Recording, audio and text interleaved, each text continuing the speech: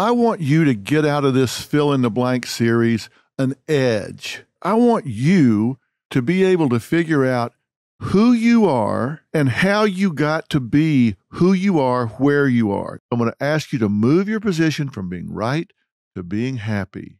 And you know what? That might just stick. There's a common theme to what I've been saying, and that is I'm being selfish on your behalf. And you may think, boy, if I do everything he's been talking about, I'm going to feel selfish. Well, don't. Do not feel selfish when you're putting yourself first.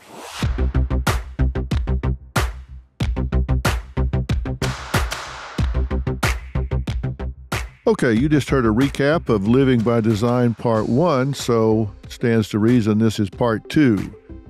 And obviously, I'm talking to you about you, and we are going to talk about some really fun things today that are going to change your life. That's my goal. I hope it's your goal as well. Remember, as we were finishing last time, I was talking about the fact that I wanted you to know who you were and how you got to be there. Now, let me take that one step further, because once you're there and you are who you are, let me be real clear. Everybody has a way of being in this world.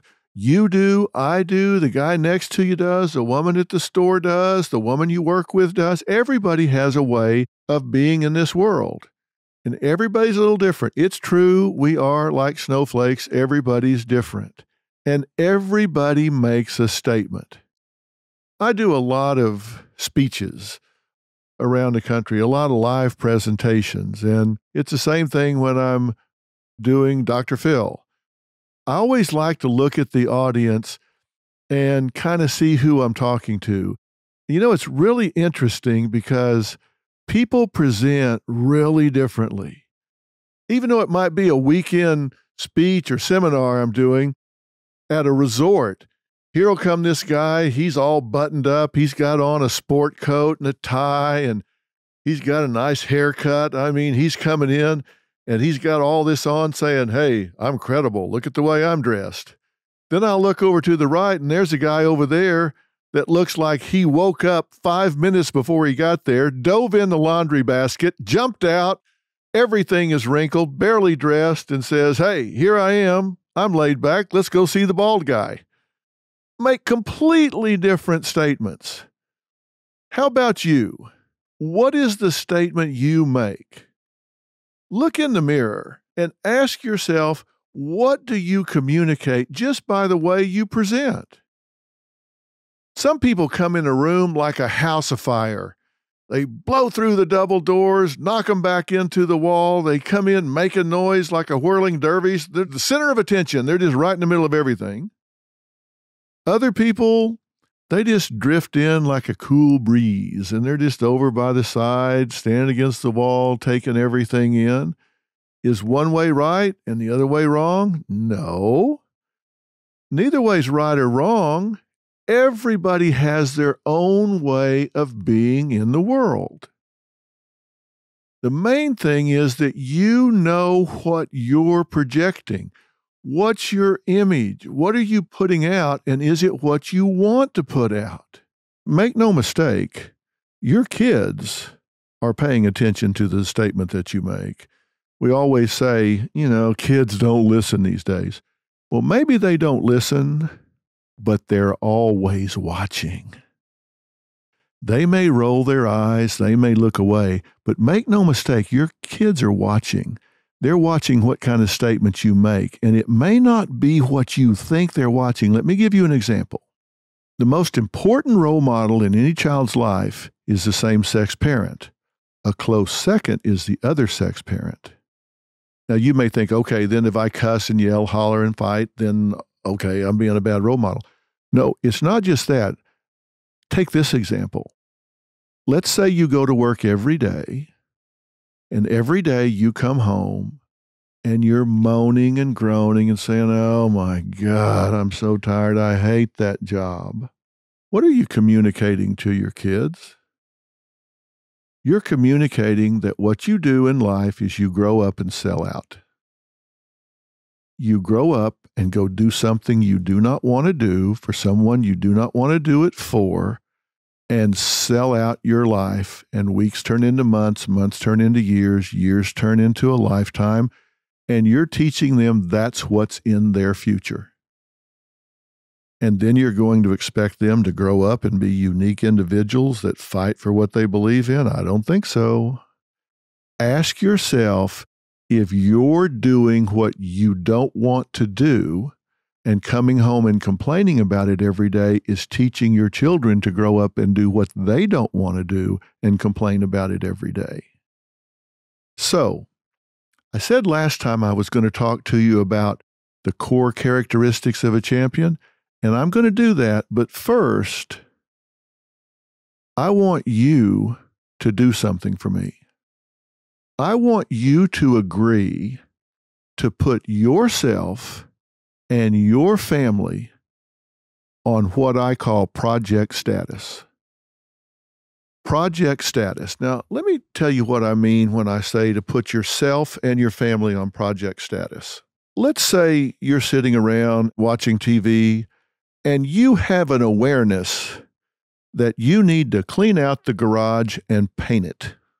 Okay, you're not doing anything about it, but you've got an awareness that you need to do it. What do you think the chances are of that garage getting painted? Yeah, not much. But let's say you're listing your house for sale and they are going to come and take pictures Monday morning and it's Friday at noon. Now, what are the chances that garage is going to get cleaned out and those walls are going to get painted? Pretty damn good. You know why? Because it becomes a project with a deadline. It's very important that children grow up in a family where there's a certain rhythm, there's a certain flow. Factor number 3, there are active communications. And let me tell you how to do that. If you're a parent, I want you to spend time talking to your children about things that do not matter. I didn't misspeak. I said, I want you to spend time talking to your children about things that do not matter. Why? Because it's great practice for when you need to talk to them about things that do matter. You ever watch these hospital shows on TV? What's the first thing they say when they roll somebody into the ER? Start an IV with Ringer's lactate. Did you ever wonder what that was? It's sugar water. It has absolutely nothing in it. There are no antibiotics. There's no pain medication. There's nothing in it. What are they doing? They're getting an open vein. So when they figure out what they do need, there's an open vein so they can easily flow into it what the patient needs. That's what happens when you open channels of communication by talking to your children about things that don't matter. It's not threatening, it's easy. And then when something comes up that does matter, you've got an open vein. You just flow right into it. It's not the first time you've ever gone out and tried to talk to one of your kids and they're thinking, what the hell is this all about? Talk to your children about things that don't matter so there's an open line of communication when things do matter. Number 4, you need to create rituals and traditions. And these are things that have to do with birthdays, Thanksgiving, Christmas, bedtime rituals, things that your children will remember 30 and 40 years from now. Did you always open your presents on Christmas Eve? Did you go to Mass on Christmas Eve? Did you have birthday parties where there was always a candle and it was just the family? Did you have certain things you did at bedtime? Did you turn the TV off and start calming down before it was bedtime? I always told my boys a story right before they went to bed, and it was always a story about them. I told them a story, and they were in the story. And they always used to listen to figure out, how am I going to be in this story? So I'd be telling them a story, and then all of a sudden, Jay or Jordan was in the story and they were doing something and they always listened for that. And both of those boys grew up from the time they were 2, 3, 4, 5 years old, getting told a story that they starred in every night before they went to bed. It wasn't a big deal, but it was just a tradition. It was a ritual that they grew up with. And they will tell you to this day that they heard these stories. Sometimes they were funny, sometimes they were serious, sometimes they were just matter of fact, but they were always in the story. Create little rituals and traditions for your family. And the fifth thing is you've got to have crisis management. Every member of your family knows that when a crisis arises, there's no judgment, there's no punishment, there's no problem. The crisis gets managed. That every family member becomes a resource. They know when problems arise, their primary unit is their family.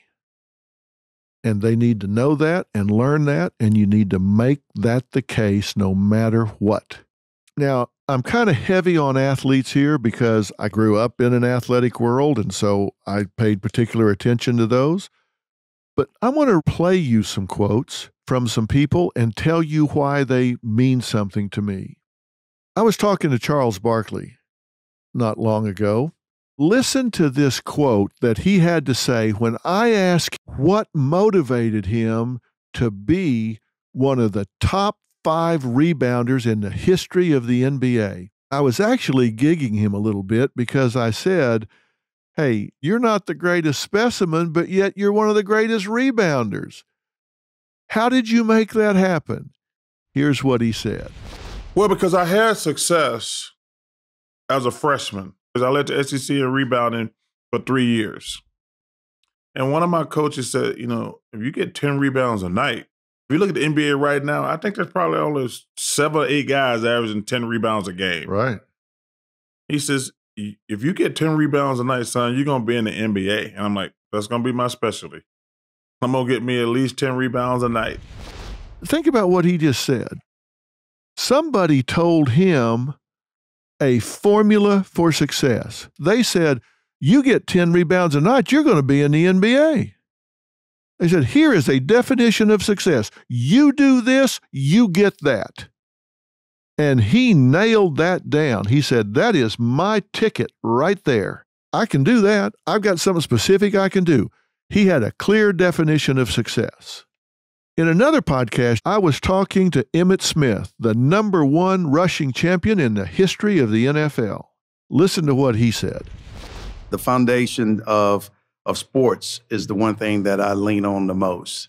I think it's the thing that has helped shape and guide me and give me the discipline and the focus that I need and that I needed to become who I am. It was my way out of the neighborhood. What you just heard Emmitt say was what motivated him, and that he had a strategy to change his station in life. He put his station in life on project status. He had himself a strategy for getting out. He knew, I don't want to spend the rest of my life in the projects. I want out. So he had a strategy, and he knew what it was. Champions take risks. Champions get in the game of life. They get in the game of football, and when they do, they want to be in the pressure positions. They don't shy from center stage. They say, put me in, coach. Give me the ball. Listen to what Shaquille O'Neal had to say. I was raised by a disciplinarian father. Philip Harrison was a drill sergeant in the Army. So when he met my mother and I at 2, started early. Give me the bottle. Learn how to tie your own shoe. I thank him. I thank him all the time. Like, he was very hard on me, but it's not something that I dwell on now and say, he was too hard on me. I'm glad he did it. Because I look at a lot of guys in my position, they have no discipline, they have no drive, they have no values. So he put that into me right away. As I was saying at 3 years old, give me the bottle. You hear what he's saying? This isn't about being lazy. This is about requiring the most out of yourself. This isn't about a comfort zone. This is saying, I didn't want the easy road. I wanted the demanding road. I wanted to require a lot out of myself. I put myself on project status. My father put me on project status, and I didn't buck it. I embraced it. And now, when I got into the league, I realized I had an edge on everybody else. You know, I talked to you at the beginning of part 1 and said, I wanted you to be someone that got it. What did I want you to get? I wanted you to have an edge on the rest of the world. This was Shaq's edge. He was disciplined from a very early age. He required a lot of himself. Champions do that. They don't look for the cushy road. They don't look for the easy way out. And what motivated him? Listen to what he says about motivation. Because that number was a factor. I grew up with nothing. And being the oldest boy and the toughest minded boy, there's a lot of times I didn't get anything. Yeah. But, you know, you always got to take care of the younger sisters. You always got to take care of. So when I'm like $5 million a year, I can get them a house. I can get, like, I was just, that's it's a factor for me. I'm not an engineer. I can't be like, oh, I can, if I write this essay, I can get an engineer. That's not a factor for me. So when I see the $5 million that could change everybody's lives, that's a motivating factor for me. So I had to jump on that chance. Did you hear that? Jump on that chance. The universe rewards action. He saw something he wanted. He saw a guy make $5 million, and he said, I can do that. I'm going to seize the moment. If that guy's getting $5 million for what he's doing, I can get $5 million for what I'm doing. I'm going to get out there and get mine. What losers don't want to do? Well, let's find out. Because I'm going to tell you the 7 core characteristics of a champion right now. I'm going to tell you what I have learned. I've studied it, I've read about it, I've experienced it, and you're going to find, I'm going to be summarizing for you what I just gave you examples of from all of these amazing champions: Barkley, Emmett, Belichick, Shaq, Ron White, Steve Harvey, all of these different people. And here they are. The number one thing I found among people that were winners, people that were champions, is they understood you have to name it to claim it. They were very clear about what it is they wanted. They were very clear about their definition of success. These people that were winners, if you ask them, tell me about success in your life, tell me about what you're after, oh man, would they tell you. You know, a lot of people would say, oh, I don't want to talk about it, I'll jinx myself. Not these people. They would say, oh, let me tell you, I can tell you how it's going to look. I can tell you how it's going to feel. I can tell you how it's going to smell. I can tell you who's going to be there when it happens. I can tell you everything about it. They would give you rich detail. They could see it. I mean, it was just palpable to them. It was so real. They were not an unguided missile. They were like a laser bomb. They had a target and they knew exactly what it was. Number 2, these people had a strategy. They had a strategy from getting from where they were to what they wanted. They weren't just out there working hard saying, well, hopefully someday it's just going to pay off. No, no, no. They had a strategy. They had a plan. They recognized the difference between goals and dreams was a timeline and a calendar. They knew they had to have a timeline. They recognize that someday is not a day of the week. They recognize that if I want what I want, I've got to set a goal, I've got to identify the steps necessary to achieve the goal, and I've got to put that against a timeline, and I've got to hold myself accountable. They had a clear goal in mind and a strategy to get there, and that kept them focused on what they did want instead of working for what they didn't want. You don't want to work all your life for what you don't want and then get it and go, wow, I got what I didn't want. If you're going to spend all your life working, at least work for what you do want, not what you don't want. To do that, you have to define success, and then you have to have a strategy to get there. And that means you've got to break your goals down into measurable terms. Third, these people recognize that the road to hell is paved with good intentions. But the universe rewards actions. These weren't people that sat around with good intentions. These were people that put verbs in their sentences. They powered up towards a known outcome. They behaved their way to success. They did it until. They didn't work on it for a day or a week or a month or a year. They did it until. There was no quit in these people. They never stopped. They were relentless. They did not stop until they got what they want. The universe rewards action, not intention.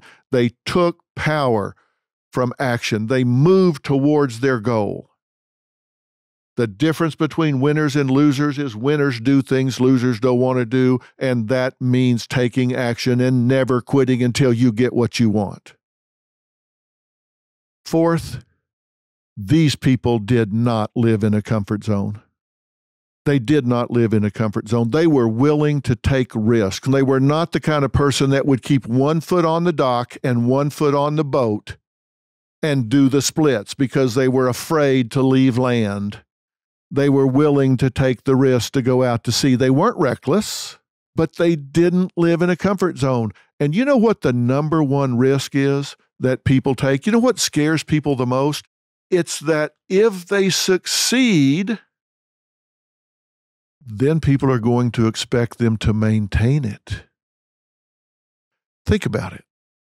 Let's say you're working in a job and you're making $75,000 a year and it's sales, and all of a sudden you jump up and you make $100,000. Well, isn't everyone going to expect you to do that again or better the next year? You damn right they are. And you know what you're going to do? You're going to adjust your lifestyle. You're going to start living at $100,000 a year level. You're going to get a $100,000 a year house, $100,000 a year car. You're going to get $100,000 a year friends. And there's going to be lots of pressure to maintain that. That worries people. It's much easier to just stay where you are, stay where it's comfortable. Not these people, not the people I've studied that were champions. The people I studied that were champions were willing to take the risk. They were willing to get out of the comfort zone. They were willing to risk what they had to get what they wanted. Number 5, there was an interesting quality about these people. They dealt with reality. These were not people that would kid themselves. These were people that dealt with reality.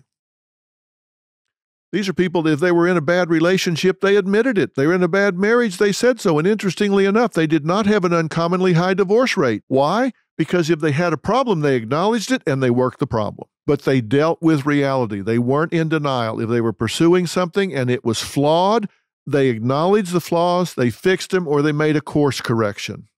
They dealt with reality. They did not lie to themselves. They did not kid themselves. They did not go down some fantasy trail, some get-rich-quick scheme. They were honest with themselves and everyone around them. And the last two I'm going to talk about together because they go together. Number 6 is nucleus. Not one single success story that I studied was a Lone Ranger. Every single one of them surrounded themselves with people that wanted them to succeed. They surrounded themselves with people that were like-minded, that shared their passion, and wanted them to do well. They wanted them to get what they were after. They wanted them to succeed, and they went along for the ride because they were part of the journey. They were part of the success. They got to reap the benefits as well. How about you? Do you have toxic people in your life? Do you have people in your circle that do not want you to do well? Do you have toxic people in your life that are depressed, anxious, on drugs, messed up? They're not pulling all in the same direction as you, but you let them hang around and contaminate your environment, your mind, your efforts, your world. If you are, get rid of them. The only thing worse than being in a bad relationship for a year is being in a bad relationship for a year and 1 day. If you've got bad people in your life, hit the eject button and put them in your rearview mirror. Do not burn daylight. Get them out of your life. And the last characteristic that goes along with nucleus, because it is what bonds people together, is passion. passion, excitement. You have to have passion in your life, and if you don't, you need to find something that you are passionate about. You know, it was interesting. My son Jay wrote a book called Life Strategies for Teens, and in preparation for that book, he talked to groups of teens. He talked to some groups that were on drugs, and he talked to some groups that were not on drugs. And there was one primary characteristic that differentiated the two groups.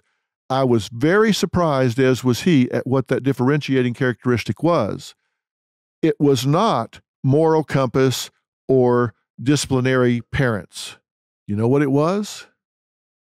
The kids that were on drugs, they were asked, "Why are you on drugs?" Their most common answer was, "I have no reason not to be. I have no reason not to be. And I want to be accepted." And the entry requirements for the drug culture is simply that I do drugs. I don't have to be clean. I don't have to be smart. Don't have to be short, tall, fat, skinny. Doesn't matter. All I got to do is do drugs. There are no entry requirements whatsoever, and I have no reason not to do drugs. I got nothing else going on.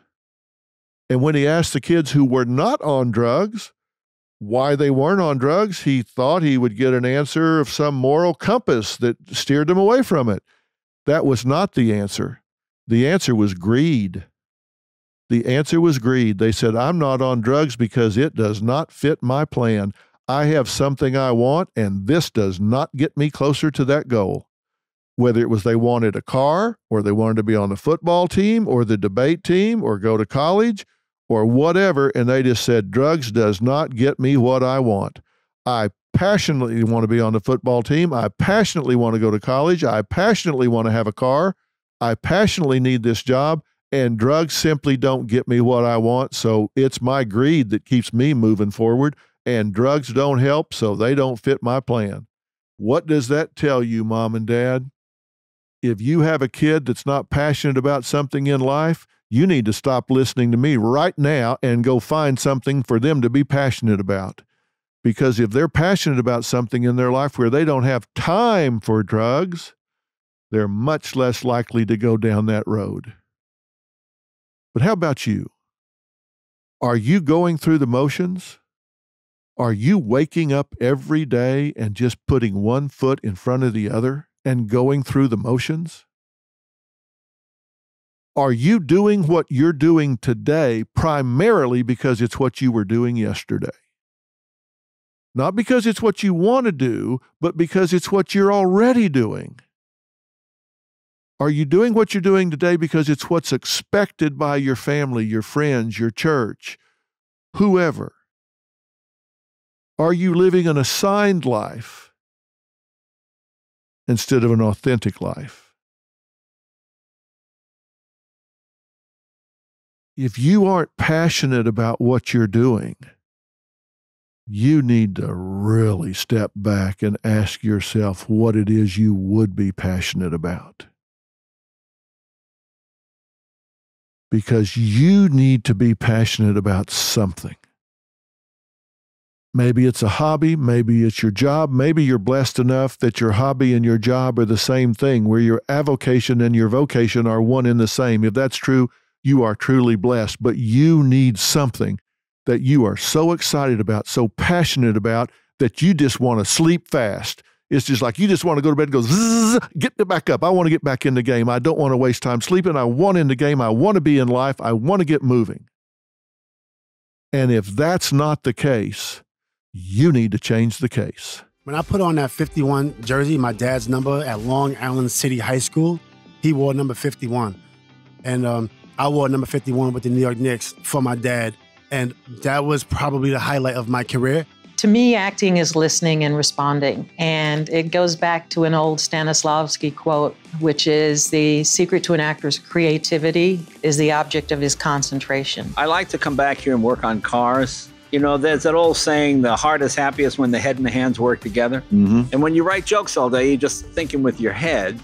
And then you come and you work with your hands. And it's just relaxing, and you're accomplishing something. You feel like you've done something. I like having a front row seat to whatever happens in the world.